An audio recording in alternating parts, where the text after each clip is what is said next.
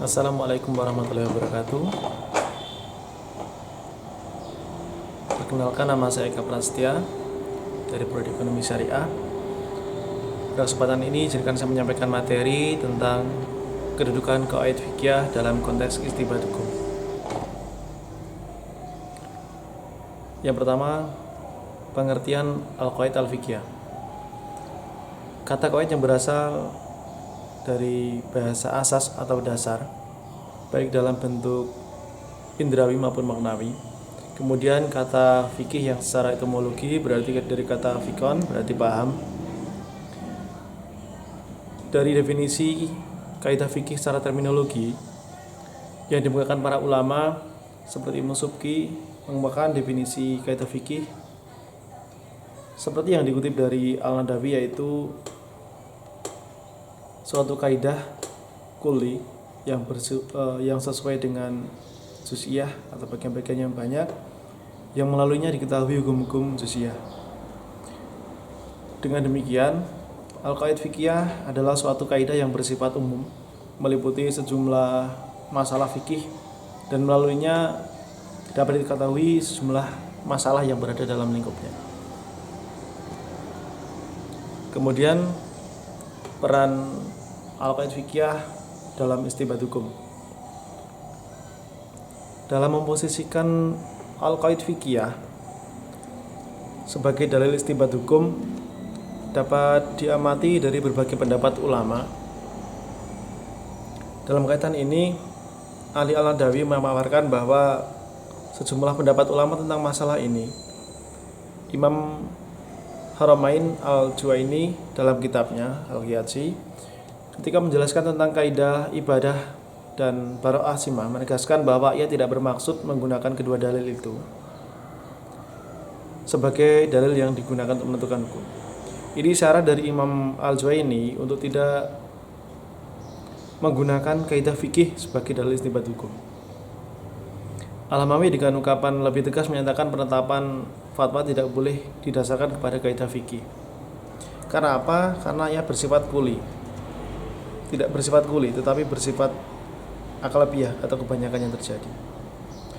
Isyarat serupa dikemukakan oleh Ali Kaidar dalam Syarah Al-Majalah Al-Adiyah bahwa mereka yang berwenang menetapkan hukum tidak semata-mata menetapkan hukum dengan semata-mata berpihak pada al-qawaid al-fiqhiyah. Berdasarkan penjelasan di atas dapat dipahami bahwa banyak ulama yang tidak membolehkan al-qawaid fiqhiyah dijadikan sebagai dasar untuk menetapkan sebuah hukum. Sebab tidak logis menjadikan suatu yang merupakan himpunan dari sejumlah masalah sebagai dalil dari dalil syarak.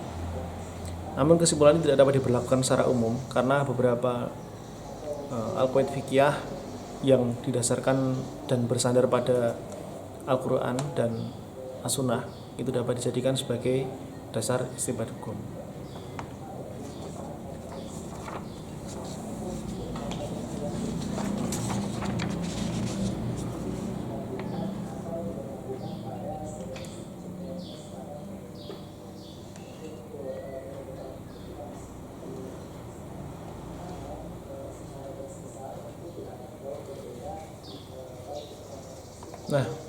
Ada beberapa al-qawaid fikih yang dapat dijadikan dalil dalam menetapkan hukum. Yang pertama, kaidah yang menegaskan bahwa sesuatu yang sudah yakin tidak dapat dihapus oleh keraguan. Kaidah ini berbunyi, sesuatu yang yakin tidak dapat dihilangkan oleh keraguan. Dijelaskan sesuatu yang meyakinkan tidak dapat dikalahkan oleh sesuatu yang meragukan, kecuali yang meragukan meningkat menjadi sebuah keyakinan. Kemudian yang kedua, kaidah fikih yang menegaskan kemudaratan harus dihilangkan dari kehidupan manusia. Ini berbunyi kemudaratan itu harus dihilangkan. Kaidah ini menjelaskan dan mengisyaratkan bahwa kemudaratan selalu ada dan terjadi dalam kehidupan manusia. Islam menginginkan agar kemudaratan ini dihilangkan dari kehidupan manusia. Kemudian yang ketiga, yang terakhir, kaidah fikih yang menegaskan bahwa adat kebiasaan dapat dijadikan sebagai hukum. Dalam penilaian Ar-Raghib, kata urf yang seakar dengan kata ma'ruf merupakan nama bagi suatu perbuatan yang dinilai baik oleh manusia maupun secara agama. Jadi dapat diambil kesimpulan dari keseluruhan pendapat ulama bahwa al-qaid fikih merupakan kaidah yang bersifat umum, meliputi sejumlah masalah fikih, dan juga melaluinya dapat diketahui hukum masalah fikih yang berada dalam lingkupnya. Dan al-qaid al-fikiyah yang dirumuskan para ulama yang tidak langsung terambil dan berdasarkan nas tidak dapat dipakai sebagai dalil dalam menetapkan atau istinbat hukum. Sebab tidak logis menjadikan suatu yang merupakan himpunan dari sebuah persoalan atau furu' fikih sebagai dalil dari dalil syara'. Namun apabila kaidah fikih itu langsung berdasar dan bersandar pada Al-Quran dan As-Sunnah, maka ia dapat dijadikan sebagai dalil dalam menetapkan hukum. Jadi intinya itu, ketika semua berdasar pada Al-Quran dan As-Sunnah, maka ini dapat dijadikan sebagai dasar untuk menentukan sebuah hukum.